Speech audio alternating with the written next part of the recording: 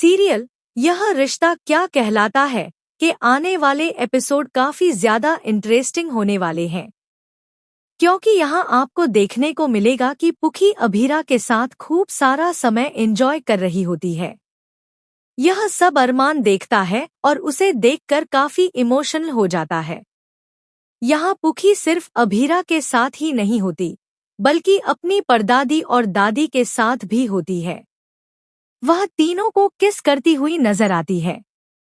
यह दृश्य देखकर अरमान की आंखों से आंसू नहीं रुकते। जैसे ही गीतांजलि यह देखती है, वह कहती है कि वह पुखी को लेने जा रही है, लेकिन अरमान उसका मुंह बंद कर देता है और कहता है कि अभी थोड़ी देर रुक जाए। इसके बाद अरमान देखता है कि पूरा परिवार पुखी के साथ बहुत खुश है और पुखी भी उनके साथ बहुत खुश नजर आती है। फिलहाल अरमान और अभीरा का मिलन होने वाला है। बार बार हिट एंड मिस का सिलसिला चल रहा है। वो पास आते हैं और फिर दूर हो जाते हैं। इस समय गीतांजलि एक बहुत बड़ा रोल निभा रही है, क्योंकि अरमान उससे कहता है कि वह अपनी बेटी को उन लोगों से नहीं ले सकता। इसलिए वह गीतांजलि से कहता है कि वह जाकर पुखी को ले आए। अब आप देखेंगे कि गीतांजलि पुखी को वहां से लेकर आएगी और पुखी अरमान को एक गिफ्ट देती हुई नजर आएगी। यह गिफ्ट अभीरा की तरफ से होता है और पुखी अरमान को फादर्स डे विश करती है।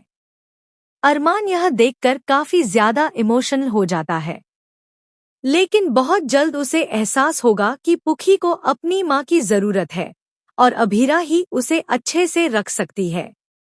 हालांकि अरमान इतनी जल्दी यह सब एक्सेप्ट नहीं करेगा।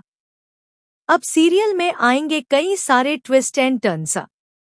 दादी शाह ने भी देख लिया है कि पुखी अरमान की बेटी है, क्योंकि दोनों एक दूसरे के साथ बहुत खुश नजर आ रहे थे और पुखी उसे डैडी डैडी बुला रही थी।